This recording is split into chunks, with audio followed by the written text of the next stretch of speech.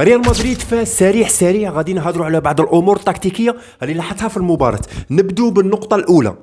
النقطة الأولى هي فوز مهم جدا، 3 نقاط في بداية الدوري تعطي الفريق دفعة معنوية أنه يكمل في قادم المباريات. ولكن أنا ما رانيش جاي نهضر لك على الفوز، ولكن جاي نهضر على بعض الأمور التكتيكية اللي لفتت انتباهي في المباراة. نبدو بالنقطة الأولى، نقطة المهاجم الصريح، نقطة كارلوس إسبي. شفتوا ولاحظتوا لما يكون في الفريق تاعك بروفايل مثل خوسيلو، كارلوس إسبي، هذا هو البروفايل اللي خلص لك هذه المباريات وهذه النوعية من المباريات ضد أندية الليغا اللي تعتمد على التكتلات الدفاعية. كارلوس إسبي البارح قبل دخوله كنا نعاني في اختراق دفاعات إسبانيول، ولكن لما دخل كارلوس إسبي بعدها ب5 دقائق قدرنا نسجلوا الهدف الثاني وجاب لنا 3 نقاط مهمة جدا. نجو للملاحظة الثانية، مشاكل ثنائية فيدريكو فالفيردي وبرناردو سيلفا.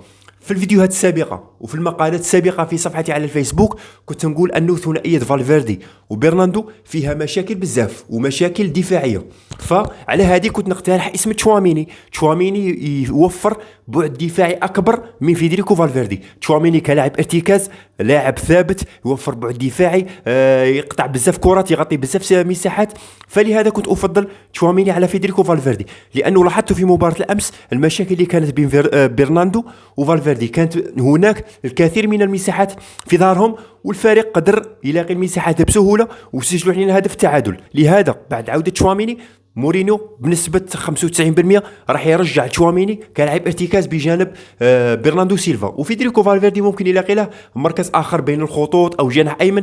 المهم فالفيردي وبرناردو ثنائية لا تصلح حاليا لأنه فيها مشاكل بزاف، وإذا مورينيو مصر باش يلعب بهذه الثنائية لازم يعمل ويشتغل عليها بزاف. النقطة الثالثة، النقطة التكتيكية الثالثة، ثنائية بيلينغهام واردا جولر. اردا جولر كان افضل لاعب في المباراه، صنع العديد من الفرص بمعدل 7 فرص في المباراه.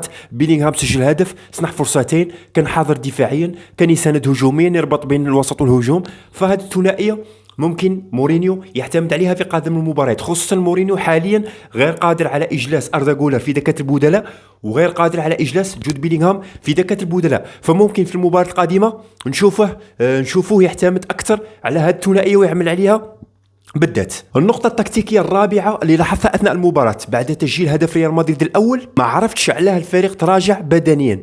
فلازم مورينيو لما يسجل الهدف الأول الفريق تاعه ما يتراجعش، يضغط عالي، يحاول يسجل الهدف الثاني، الهدف الثالث، لأنه لو تراجعت أندية الليغا راح تتجرأ عليك أكثر، تهدد أكثر، تضغط عليك أكثر وممكن تسجل فيك. فهذا التراجع غير مفهوم بالنسبة لي، لازم تضغط، تطلع، تحاول تسجل الهدف الثاني والثالث كما يعمل برشلونة في ليك. فهذا التراجع لازم يتجنبه جوزي مورينيو والطاقم الفني تاعه. فهذو هما الملاحظات التكتيكيه اللي لاحظتها في مباراه الامس. ثنائيه هاوسن وكوناتي كانت ممتازه جدا بعيدا عن تهريج روديغر ميليتاو واسينسيو يبقوا خيارات في الدكه. هذه الثنائيه لازم تكون هي الثنائيه الاساسيه.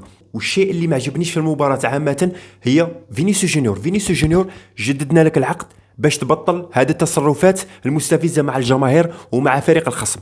جددنا لك، لازم نبدو صفحه جديده، صفحه نبرهن بلاصتي والمكانتي عن جوزي مورينيو، صفحه جديده نبرهن على مستواي وننافس بيلينغهام وننافس كيليان مبابي. هذه التصرفات الطفوليه فينيسيوس لازم تتجنبها، لانه أندية إسبانيا وأندية الليغا بالذات لو شافتك مستمر في هذه التصرفات ما غاديش تطلق لك يا فينيسيوس جونيور. فلازم صفحة جديدة، جدد العقد، راك كبير في السن، دروك نورمو تكون واعي أكثر. مورينيو وراه شغل كبير في قادم المباريات، خصوصا مشكلة خط الوسط، مشكلة فالفيردي برناندو، لازم يلاقي التوليفة المناسبة بيناتهم.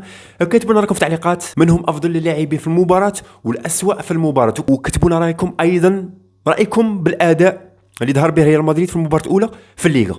ما تنسوش خوتي تدعموا القناه باللايك والاشتراك. نتلاقوا هاد اليامات في فيديو جديد ان شاء الله. يلا همتكم جماعه، همتكم لايك للفيديو، متابعه للقناه باش نكثفوا الفيديوهات. نتلاقوا في فيديو جديد ان شاء الله، والسلام عليكم ورحمه الله.